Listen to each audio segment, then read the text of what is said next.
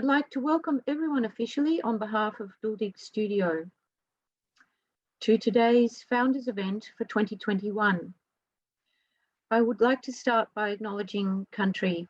Duldig Studio acknowledges the people of the Woiwurrung and Bunurong language groups of the Eastern Kulin Nations, on whose unceded lands our museum and sculpture garden exists today. We respectfully acknowledge their ancestors and elders, past, present, and emerging. We extend this respect and recognition to all traditional custodians and their ancestors of the lands and waters across Australia.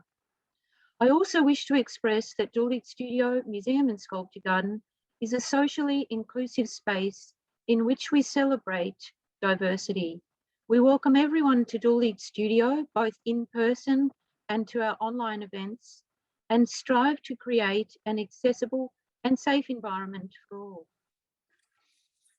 I want to explain that the Founders event is a traditional way to expose information about the foundation of the museum and the significant collection and stories of the Duldig and de Jong families. Today, we celebrate one of the oldest paintings in the collection, a portrait by the young Slawa Horowitz, created before the many changes she would experience as an older adult. We will hear from Eva, and then we will hear from the conservator Frye of the Grimwade Centre, who conserved the portrait that we are going to see revealed today. We then are honoured to welcome Dr. Katie Allen, member for Higgins, who is joining us especially today from Canberra to speak about Duldig Studio and the meaning of the conserved work for the wider Australian public. We then will have a chance to cut live to Duldig Studio, where our curator Stefan Dumsky is with the painting that will be revealed. A very wonderful photograph has been put together for that image, and we will share that as well. Following this, we will have Q&A with our guests, and this is where we invite you to put your questions or comments into the chat function. It is now my pleasure to hand over to Eva, and the title of her presentation today is The Grandmother I Never Knew. Thank you, Lyndall, and thank you to everybody who has worked on this event. Hello to all of today's participants. A special welcome to those of you who are overseas, and in particular to my cousin, Eve Lené, who is joining us from Berlin. It is quite amazing how art can connect the generations. When I was growing up, my mother kept this photo of my grandmother, Antonia Horowitz, on her bedside table. If I asked my parents why I had no grandparents, all they would say was they died in the war. It would be many years later before I began to understand the implications of this statement.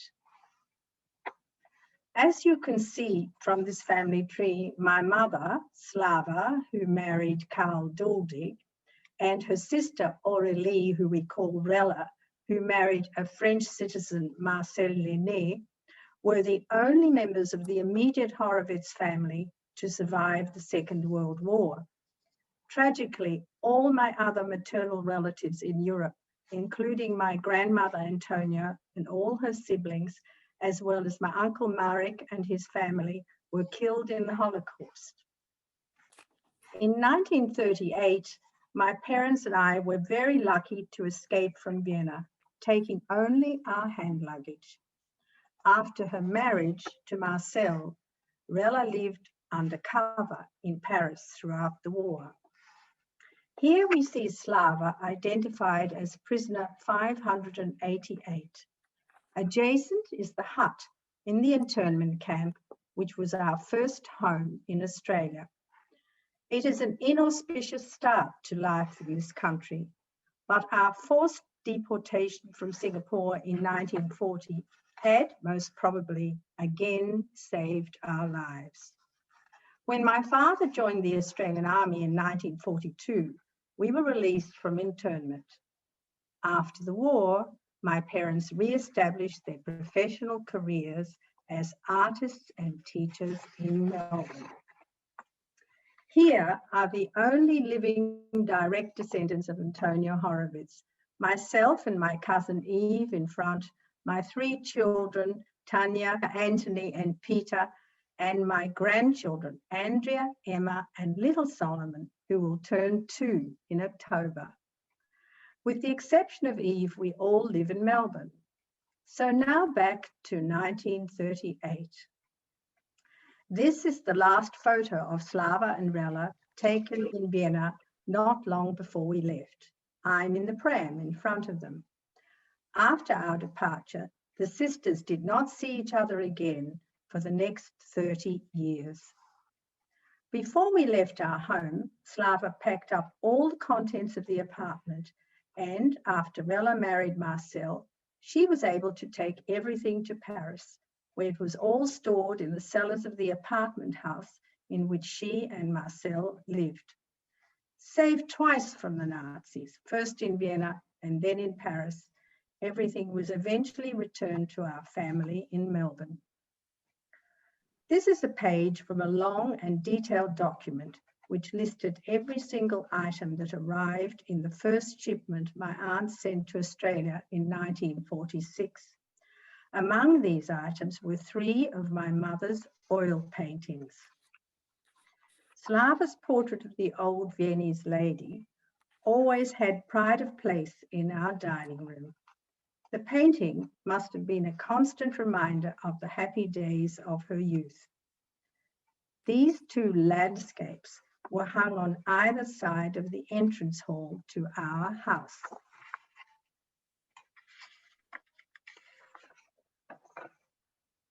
Kahlenberg is on the left and Grinzig on the right. These were popular destinations on the outskirts of Vienna. I knew about my mother's invention of the foldable umbrella, but at that stage, apart from the 3 paintings we've just seen, I really knew very little about my mother's career as a professional artist in Vienna before the war. My mother died in 1975, and it was only then that I began to find out so much more about her life and her art. Among the many photos and archives she'd carefully preserved, I found this photo of her. One can easily imagine her painting the landscapes we've just seen. I also learned that soon after the First World War, she became a student at the prestigious Art School for Women and Girls in Vienna. These 2 portrait studies were shown in the first Slawa Duldig retrospective exhibition my father and I organized at the McClellan Gallery in 1977. My father had discovered Slava's early drawings and paintings hidden away in the bottom of the bookcase, and this prompted him to mount an exhibition of her work. Among these works was the portrait of my grandmother, Antonia Horowitz. When I first saw this badly damaged painting, I remember thinking it would be impossible to restore it, so I left it in the cupboard. But some 40 years later, a perceptive curator thought otherwise. In 2016, Melinda Mockridge, curatorial and research associate at the Duldig Studio, was preparing the exhibition Slawa, Modernist Art and Design, when she came across the portrait of my grandmother. She said, "This work is so important, we must have it restored." Melinda substantiated the significance of the work, and the Duldig Studio was able to source generous funding from the National Library of Australia to fund the restoration. The grant included the restoration of the head in profile, which is on the back of Antonia's portrait, as well as the landscape Kahlenberg, which we have seen, which was also damaged. It is now my very great pleasure to introduce you to Caroline Frye, Painting Conservator at the Grimwade Centre for Conservation, University of Melbourne. Caroline undertook what I thought to be the hopeless task of restoring the portrait of Antonia. It was. Over many months, She worked painstakingly to capture Slava's interpretation of the spirit of her mother. My heartfelt thanks to you, Caroline, for accepting this challenging project. And thank you also for your expertise in bringing the painting back to life so that I and my family can again connect with the grandmother I never knew, Caroline Frye. Thank you. Well, thank you very much, Eva, for speaking so heartfelt, with your heartfelt thanks. And I would like to thank Lyndall and the Duldig Museum for asking me to speak this afternoon to discuss, to share my experiences regarding the conservation treatment of the paintings by Slawa, and then perhaps engage in a bit of Q&A with participants later on. In 2020, I was invited to the museum, before the pandemic set in really, and met Melinda Mockridge to view the works and discuss possible conservation treatment and prepare a National Library grant. And as part of that preparation, I've read through Significance Assessment written by Anne Carew. And from that, I was able to learn a great deal about the young woman, Slawa Horowitz, as both an artist, but also as an inventor. So the information in the significance assessment really piqued my interest about this extraordinary young woman. So not only did she have artistic abilities, but she had an inventive genius and all the confidence to go out and patent an umbrella. I was really well and truly mesmerised by this young woman's capacity. But as a conservator, I had to try and, as part of the research, getting into the mind of the artist and what the influences were. So I had to place myself a little bit into thinking about where she was as a young woman, involved in the Viennese arts scene, obviously influenced by what was happening around her, the secession movement, Gustav Klimt, painters like Scherle. Though she was involved very much, I would say, in that cultural milieu. Not only that, but there were architectural, there was much going on in the architectural and design areas. So I would think she was very much embedded in that cultural format of the time. And even though this painting looks so terribly damaged, I was of the opinion that there's something, part of that is going to be revealed as I progressed through the treatment. I did a little test at the time and saw there were some very bright colours beneath this rather unsightly and damaged work. So once the grant got through, I had the opportunity to investigate more clearly and actually get onto the job. But the issue for me, primarily as a conservator, is to preserve and engage with the artistic intention of the artist. So whatever I do, I had to make sure that that was my primary motive and how that painting would communicate with the audience, and to retain that integrity that was so obviously part of this picture. And from the materials in the artwork, it's on a fairly humble materials, a cardboard, possibly a found piece of cardboard, and it was double-sided. The preparation of the paintings is probably one of the reasons why we've got such dramatic loss on the picture. And in my view, through the investigations, that perhaps Slava applied a little too much rabbit skin glue to seal the cardboard before she commenced in the painting, because most of that loss relates to the cupping and degradation, delamination that is occurring at the level of the rabbit skin glue. So there are a few maybe technical issues as a young artist that might have that has impacted on that picture, and the same on the other side. The issues are probably technical.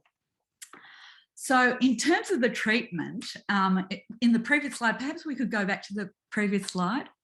I've got this, we've got, I say it's before treatment here. This is in a humidity, I put it into a humidity chamber initially because I couldn't clean the work. I couldn't roll a swab across the work to remove the dust, the dirt and dust. So I had to plasticize the paint layer and plasticize the board. So I was in a humidity chamber for some time so that the paint would become less brittle. And then essentially I had to flood the picture with a conservation grade adhesive and allow that to set in behind the paint flakes below. And when that was at a point where I could gently flatten and lay down those raised and cupped flakes with a heated spatula. So as they were lowered, the areas conjoined again. So a lot of that damage that looks really very problematic on the upper right, a lot of those areas laid down quite flat again. But I still had that problem with the great big voids above the hairline, and certainly on the left-hand side of the portrait above her eye. So the main, with Melinda's help, I gained access to some photographs of the grandmother, but they were at different times of her life. What I was concerned about was the hairline and the styling of styling of how a woman, middle-aged lady at that time, would have styled her hair, and how the light might hit the hair in a full frontal photograph. So I had some profile pictures. There's a picture on the upper right, Slava's mother at a much younger age with a more 19th century hair styling, and then later on where it's set right back from her forehead.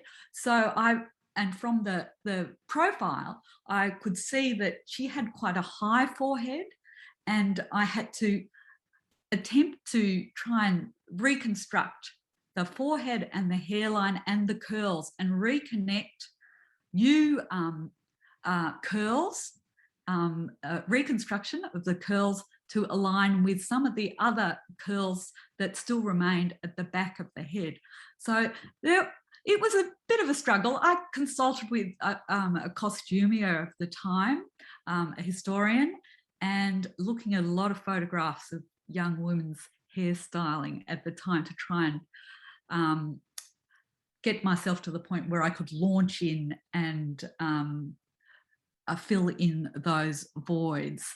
So the other thing is that this portrait really conveys a strong sense of a psychological study of a person. We'd say it's a communication very intensely studied. The daughter would have known her mother's face intimately, and there's a strong sense of the presence of the person. And I wanted to really make sure that that was still conveyed, because as you're reconstructing with all these little voids, sometimes you've got to be very careful not to change any micro expressions on the face that might somehow alter the communication that is intended by the artist. So I had, several goes at the eye on the on the left-hand side because I wasn't quite happy with it. And then, you know, there's a point where you just have to say, no, this is okay. I've got to walk away. But what was once I'd had I was able to clean the dirt and the dust and remove a varnish layer, and from that I could see these really beautiful mauves and violets and like a viridian glazes around the eyes and the highlights. It was a very competent painting, and someone, you could see that the young artist had really taken on all that information about colour theory, and it was very much, you know, of the time, but an intense and psychological study of the sitter. So the issue for me is to try and, as a conservator, is to try and come up with a from a really, you know, extremely probably damaged painting, and but essentially about 95% of the painting was still extant, but I had to make sure that with those voids, the reconstructions, I was able to make sure it's coalesced into a the end result, the outcome was very much as close as I could imagine the portrait might have resulted from the work of Slawa at the time. The portrait on the reverse is, although it's signed, it was in far worse. There was slightly more stable, but essentially had been far more abraded. It was I would consider it to be a secondary work to the front, and certainly the primary portrait, the frontal portrait, was the one that was framed as the presentation for the work. But we have framed up the picture so that it's both. We have access to both sides. The Kallenberg picture on the left-hand side, some of the paint had adhered. You can see up in the upper right corner, the paint had adhered to the glass, and there was also some blanching and what you'd say an exudate that had emerged from the oil paint that had been caught behind the glass, and you can see that the white in the vegetation in the foreground. So we were able to remove the glass, consolidate that flaking in the upper area, and remove the exudate, which is essentially some oil residues that rise to the top of the oil paint layer. But essentially that picture was in very good order, unlike the portrait. As far as the picture, you know, I didn't want to make it look too perfect, the portrait. I wanted it to just come together as close as possible as I was able to make it, because it, you know, it's a 100-year-old picture. It has gone through some, you know, campaigns of damage over time. So I just wanted to get it to the point where it held together as a picture, and I was very happy to hand it over. And I know that Eva it sent me a most effusive note of thanks on viewing it for the first time. So that was very well received. So thank you. I'd like to conclude, and people can ask me questions later on if they wish. Wonderful. Thank you very much, Caroline. It was wonderful to hear your process and how much care you took in the conservation work of the paintings. So clearly the landscapes, but the double-sided portrait work by Slawa as a young woman. So wonderful to hear your passion, wonderful to hear your insight and the comment of a principal conservator. It is now my great pleasure to introduce Dr. Katie Allen as our very key guest speaker, and who will be introducing the reveal of the portrait. So we first met Katie in January 2021, and we were very, very lucky to show her around Duldig Studio on site at 92 Burke Road, Malvern East. She was then very, very kind and came back to the studio with none other than the Federal Minister for the Arts.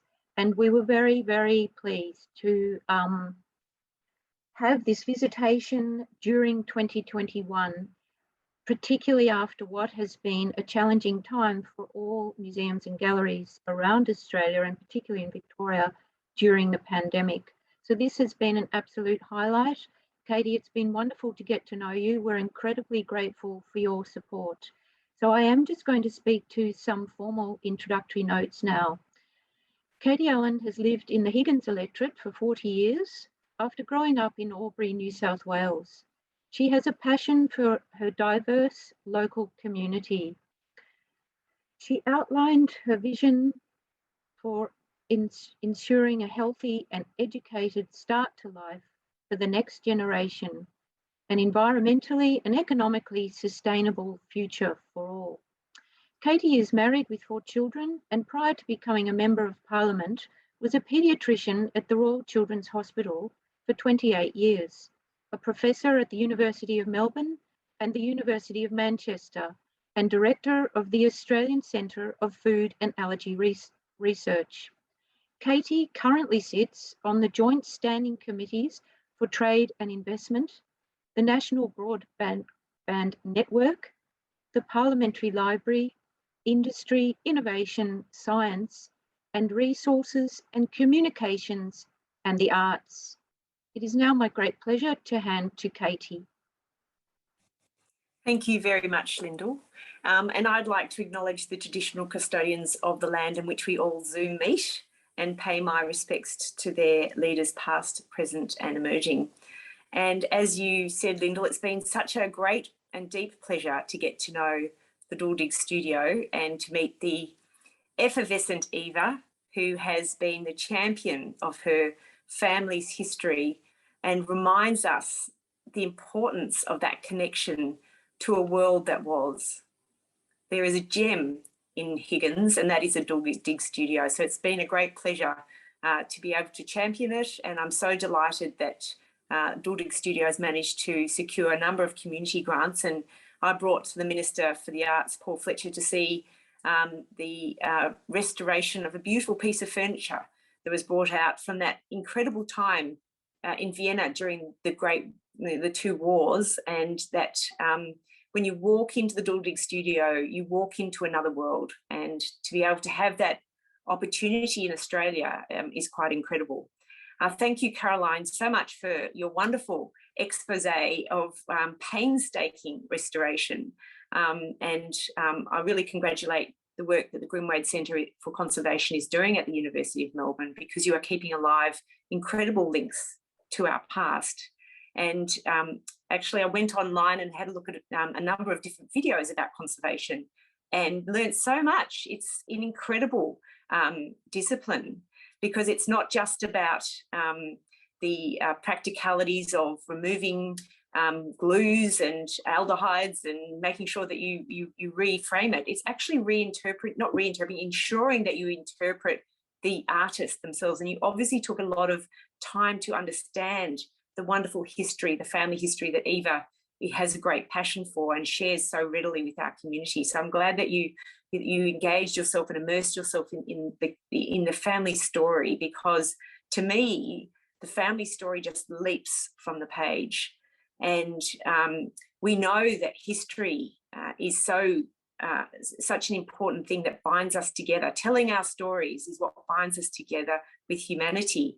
And those stories are illuminated by literature, whether it's poems or plays or novels, but just as importantly by art and paintings and furniture and sculpture. And that is what the Duldig Studio does. It links us to our history through those moments in time that are captured And I'm incredibly proud that the National Library of Australia has granted a community heritage grant to enable the 1920 portrait of Antonia Horowitz, which was painted by Slawa, and that this is now being able to be restored with a number of other pieces of art. But I did want to make the point that the introduction that we always make, the acknowledgement of country, is a reflection of the way I think Australians should see ourselves, because it's about acknowledging our country, acknowledging our past, our present, and our emerging leaders. And those sorts of narratives are so incredibly important to be reflected throughout Australia. This morning I've been working very hard with a crisis that is happening as we speak. So the fleeing from the beginning of the Second World War that occurred, and Eva's family, and she tells the story, the fear that the family had to face, that they had to lift their roots. And I whenever I come to the museum, I love to see the foldable umbrella that Slawa invented, because not only she was, you know, a wonderful artist, but she was an incredible inventor. And to see the patient that she had to give up, the royalties that she had to sell and to give up to come to Australia, and then to bring little Eva as a little baby to a new country. I can't even imagine, but we are seeing this over and over again. And we now in Afghanistan are seeing people who are needing to flee an incredibly unsafe environment. I've been working just today with ministers from Home Affairs, Immigration and Foreign Affairs about a number of Afghan nationals who are completely at risk at the moment. There's thousands of them, but we're working very hard to get them here to Australia as quickly as we can. It's an emergency unfolding as we speak, with a difficult terrorist regime, I suppose, that we need to make sure that people can be safe. So history does keep repeating itself, and if we do not learn from our mistakes, we will just keep repeating them. So it's so important to acknowledge those stories that have happened over the era, to remind us that we have to stay strong in the face of difficulties, and that these stories remind us that hope can still be discovered. So to me, today is about history and art. It's also about women, and the fact that Slawa's career probably took a bit of a back seat to Karl's great career, and to be able to celebrate Slawa in her own right as an artist, I think is incredibly profound, particularly when I think the role of women's society has been changing very dramatically in the last few generations, and things that we could never have hoped for before are now becoming a reality. So for me today is about history and art. It's about women and the role of women in society, but it's also about hope for the future. And it's a great privilege to be here, to be able to reveal this wonderful portrait and all the work that has gone into ensuring that we can conserve it now and for the future. And I know that when people come to the Duldig Studio, they will seek out this portrait and its wonderful history, and the many stories, hundreds of stories. In fact, I have many more visits to make myself, because I only have managed to visit half of the museum, having spent quite a few hours, but not enough to see the full exhibition, particularly of sculptures in the garden. I haven't got to the garden yet, because there's so many stories, so many immense and beautiful stories, like little gemstones throughout the building, that you can uncover and discover for yourselves. So I'm sure everyone who's online has been to Duldig Studio, and I know I'm preaching to the converted, but it is worth saying it's a wonderful studio, and I'm very proud to be a champion for the studio, to be a champion for the beauty that resides within the studio, the history that resides within the studio, and the hope that Eva and her family bring to our community, bring to Australia, that remind us, lest we forget, that these things are going on as we speak, and that we must champion peace and prosperity in our time. And that Eva's story, I think, does that. She's a great champion for those values. I'm very proud to be able to reveal the portrait today, and I'd like to recognise Stefan Damsky, who's the curator and sculptor in residence, who's going to assist me in this wonderful reveal. It's a very special way that we're doing it, in COVID-safe ways. Hopefully we'll be able to do more in the studio in person. I know we're all looking forward to it, and I'm really sorry, but I have to give a plug for those who are online who haven't got vaccinated, put your arm forward. Do it for your family, do it for yourselves, do it for your country, because we all want to be back together again. We all want to get to the other side of this. And I know that we are all hopeful that we'll be able to do this together in person next year. So with that, I'd like to formally announce the reveal of this wonderful portrait of Antonia Horowitz by her daughter Slava, championed by her granddaughter Eva, surrounded by love and support by her extended family who I know are online. And at that, I'd like to say thank you, and over to you, Stefan. Brilliant. Thank you very much, Katie. So I think what you're now seeing, you're hearing me, but you are seeing the portrait in situ at the museum, 92 Burke Road, Malvern East. You're seeing the portrait in the sitting room. And that is the original sitting room where the Duldig family would sit and read. And Stefan is just holding that steady. Thank you, Stefan.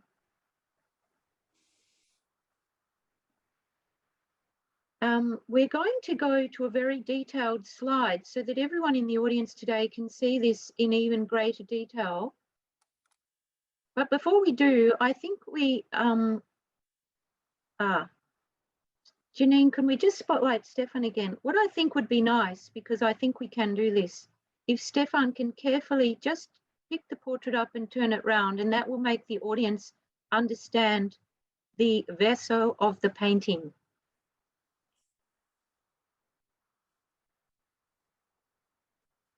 So you can see here, this is the piece that was also conserved.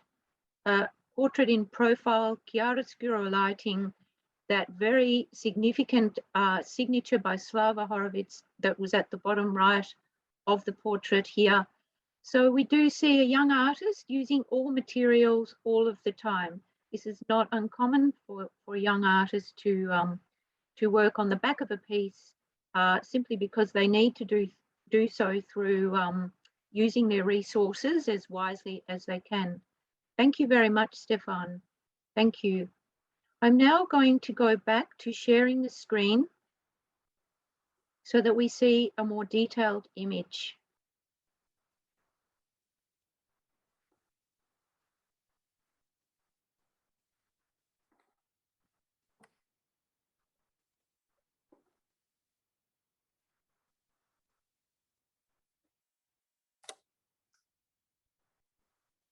So we're reminded here of the original state of the painting, and we now reveal the restored image. A pixelation here.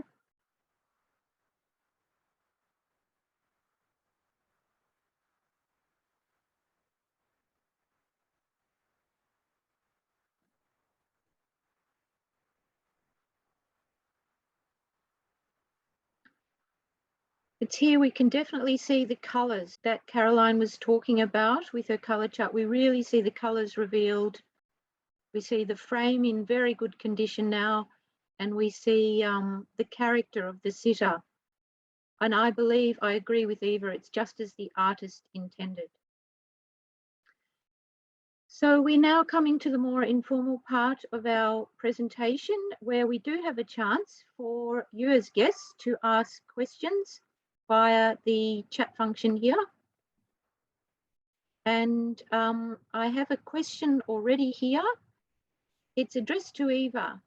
How did you feel, Eva, when you first saw the restored painting? Yeah. Thank you, Lyndall, for the question, and to the person who put the question. It was, of course, I was very apprehensive when I got to the box, or the box came to me, and I thought, uh-oh, what's in there? What's it going to look like? You know, is it going to be something horrible? And I was so agreeably surprised when I opened it. It was just amazing, because I really suddenly felt the presence of this person, even though I knew, of course, that she was long gone and I had never met her or anything like that. But also what I really felt was how my mother must have felt when she actually was working on this portrait, because my mother had also painted a portrait of me very much at the very end of her life. And I knew how she worked then. And I thought, oh, well, this was right at the beginning of her career. How amazing to see this work from 1920, 100 years ago. Thank you. Thank you, Eva. So I'm just going, we have a question here for Caroline. What were the challenges that came up with restoring the paintings? Firstly, I want to say it's quite rare we have paintings in such the fragility of the work, where any movement can dislodge the paint shards. So we have to work on it flat and have that. The consolidation was key. I mean, any movement could dislodge, and a lot of those little flakes had already been dislodged, and as I pushed them down, they're not in the right place. So you know, there were so many challenges, but we work in a step-by-step process, and it's, you know, those little challenges become the big challenge of the whole work, become smaller challenges as each step progresses. And so once you surmount the first one, which was really getting that paint stable and down, the next part is the cleaning, and that's a lot of fun because there's a revelation there. And then the real challenge is I mean, I found that the retouching and just grabbing that, making sure the character of the sitter was absolutely correct, and hence the requests for photographs that Melinda was so assiduous in providing, because I wanted a frontal photograph rather than a side. So it's yeah, we have to work with what we've got, but then you've got to make decisions at some point and make it. But I'm working with wonderful colleagues too, so we're always cross-checking, and you know, they're giving constructive criticism about how we're going. I think there's another question that tags on from that a bit, Caroline. You've raised two. One was another question, just how long did it take? But I think you've also, just before you answer that, you've woven into your answer that you work with other people. So it's important to recognise there are frame conservators with yes. Centre, and I think you work with a team. So if you had to say, just perhaps with the key portrait we're talking about today, could you put how much time you spent on that? Oh, look, overall, it was about a month's work. It's not a lot, but that's, you know, 24, you know, we do a hard, but not, I'd say a month in total, but it's stretched out over a period of, we work on several projects at once. So because we have to have a break from things and work on, and you have to walk away, leave things for a few days to come back with fresh eyes. And so, yeah, it would have been a good, hard, solid month. And yeah. The retouching always takes the longest time. It's a very, I can understand it's an intensive process, and I would, you know, along with the museum, reiterate in thanking you and the team at Greenway for what you've done. We've formed a good relationship now with conservators through this project, which has been wonderful. Our collection at Duldig Studio numbers over 7,000 items, and it's very important just to share with our audience today that we have a plan to keep caring and conserving for artwork, and we do this as we can, and we now can do this more and more strongly with expertise like your own, Caroline. There is a question now coming in here. I'm going to share comments as well in case people aren't reading these. We have a lovely comment here from Alan Chuck, who is the husband of Wendy Hughes-Chuck, who is our volunteer coordinator, so dedicated part of the Duldig community. He says, welcome to Joanna in Paris and Eve in Berlin. Wonderful that you could join us for this event. And I would like to reiterate that as well. We know because of the museum's stories that we have international networks, and it is wonderful to welcome people from across the world today, and according to their time zones. So we do understand it's a different time, and we're particularly grateful for you to Zoom in today.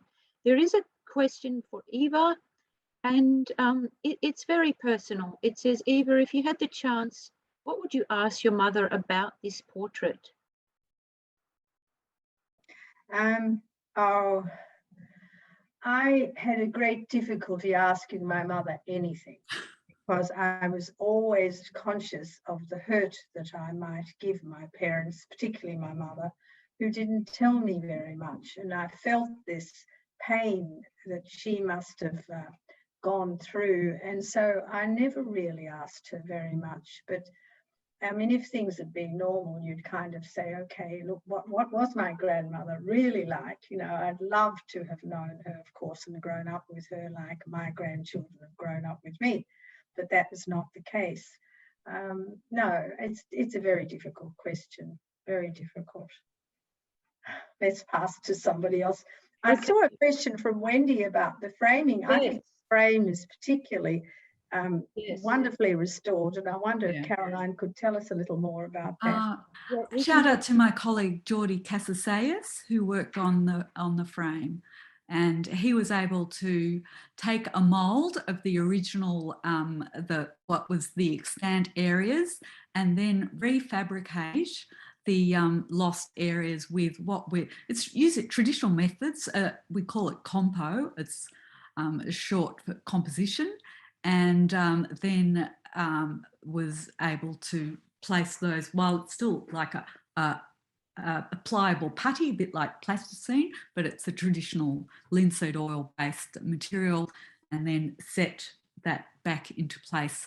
And then we do the standard gilding and retouching to match the surrounds again. So he did a wonderful job on that. And really framing up an artwork, once you've fixed the portrait, put it into a frame, it elevates a painting from what we'd almost say it's a really naked state to a point where it's gallery and exhibition ready.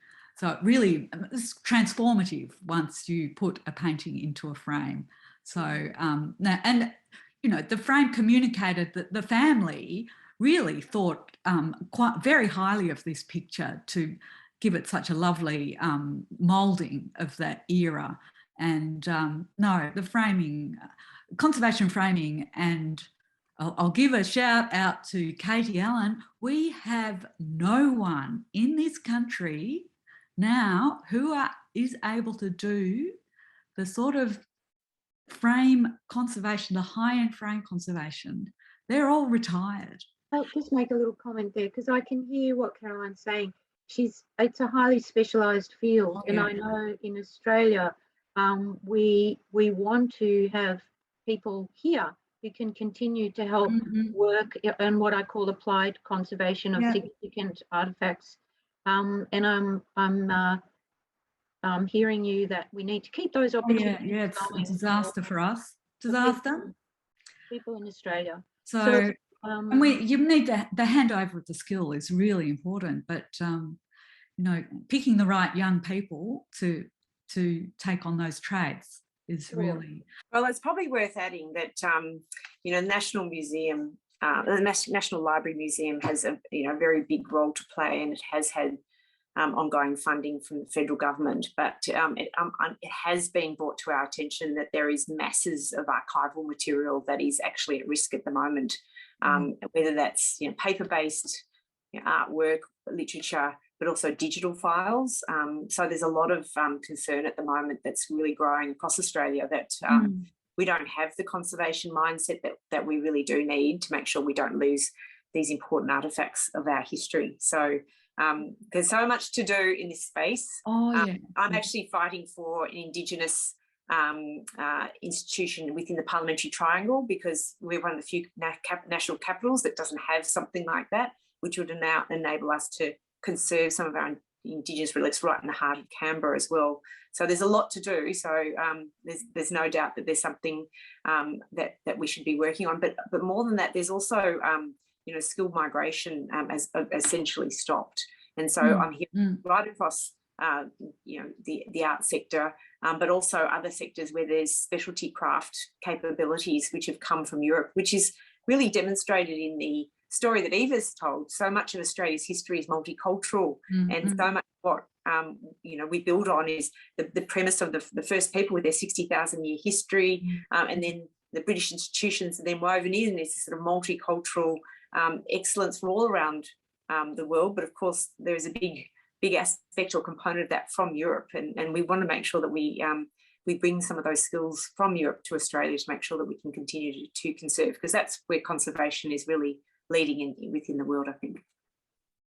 Thank you, Katie. And there is a comment that's come up, and I totally agree.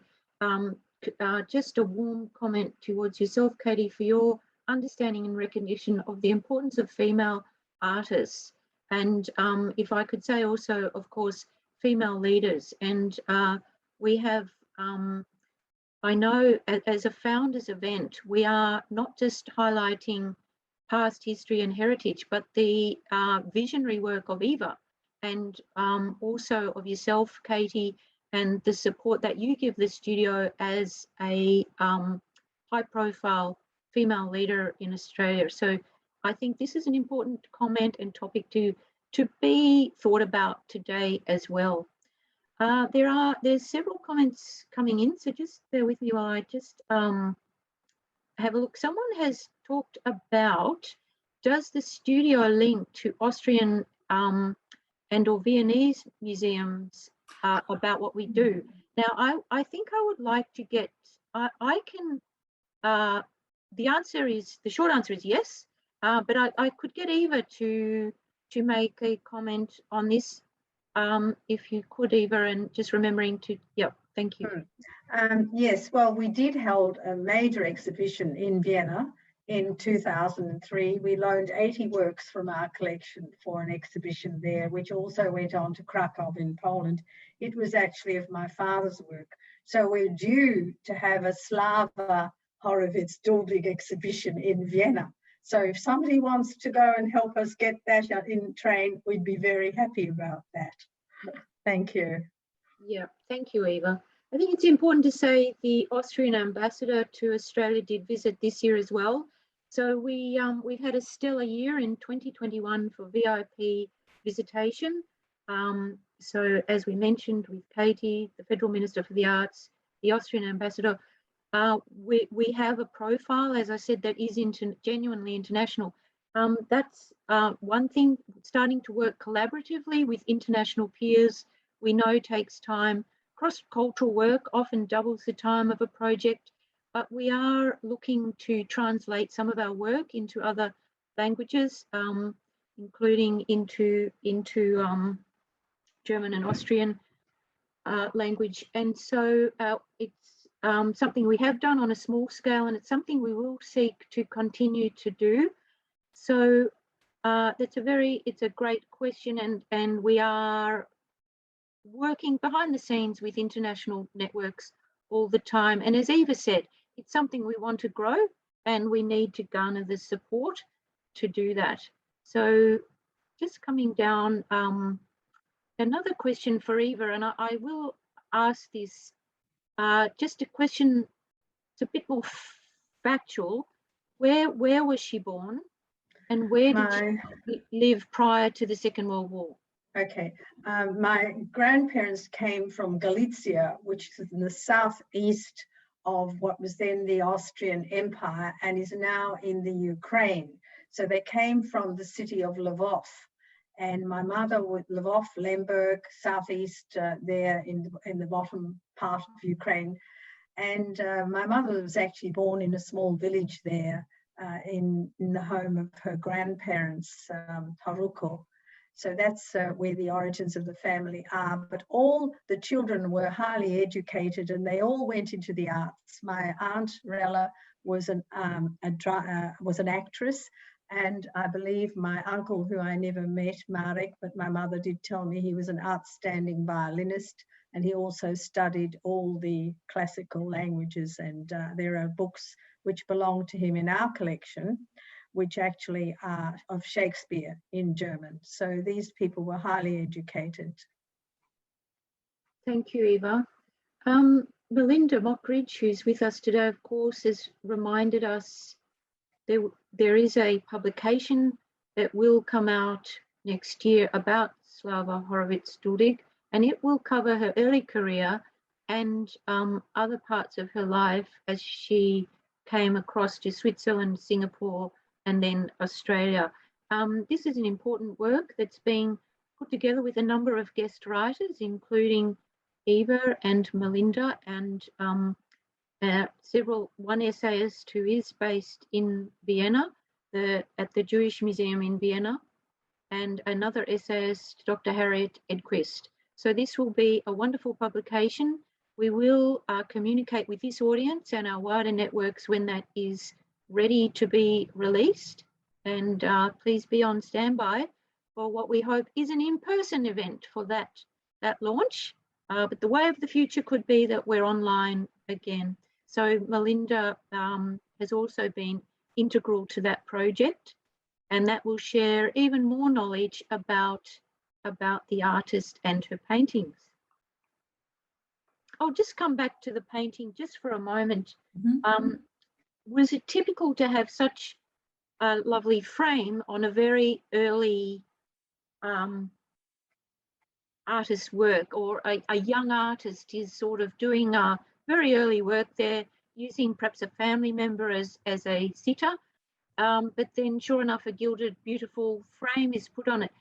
But Caroline, I could get you to comment on what you see as typical or not typical. I think it was obviously a choice of the family to elevate that picture with a beautiful frame. So as far as making a decision making around that, I couldn't make too much more about why it was that one particularly was selected or not. But I mean, it's certainly a fine frame and of a consequential frame, not just a simple timber frame. So there was some thought and in terms of its making, and it would have been custom made for that particular work. So yeah, it was a considered thing. I've just asked Stefan to turn the painting around, so we're seeing the key work again. Thank you, Stefan. Thank you. And we know both sides are significant because there is that amazing red signature by Slawa on the other side. So she's typically, when an artist does that, they're taking the work very seriously. I would agree with you, Caroline. It's the esteem that the family has put on the portrait to frame it in this way, which is wonderful. It suggests that Slava's artistic journey is being respected and supported at the. We have Anne Carew in the audience too, I want to say, and she, some of her original research did help us with our National Library proposals. So it is wonderful to hear from you, Anne. Thank you for joining us today. We particularly would like to thank again our guest speakers, Dr. Katie Allen, who spent some of her Sunday afternoon joining us from Canberra in what is, I know, a very, very busy schedule with some very intense topics happening at the moment, and Caroline Frye, Principal Conservator at Grimwade Centre, and of course Eva, who introduced many thoughts and her feelings around this portrait. A huge thank you to Melinda, to Stefan Dumsky and Janine Kibblewhite, who is a board member who supported the bringing together of this event. Again, an acknowledgement to the National Library for their sponsorship and the University of Melbourne, of which the Grimwade Centre is a part of. If you want to find out more about the studio, I fully endorse Katie's suggestion. Please come and check us out either online, and when it's safe to do so, please come to us. Our website there is for your perusal, duldig.org.au. Say thank you to everyone. It's been wonderful to have you with us. If you've got any questions, please email us at inquiries@duldig.org.au. Please do stay in touch.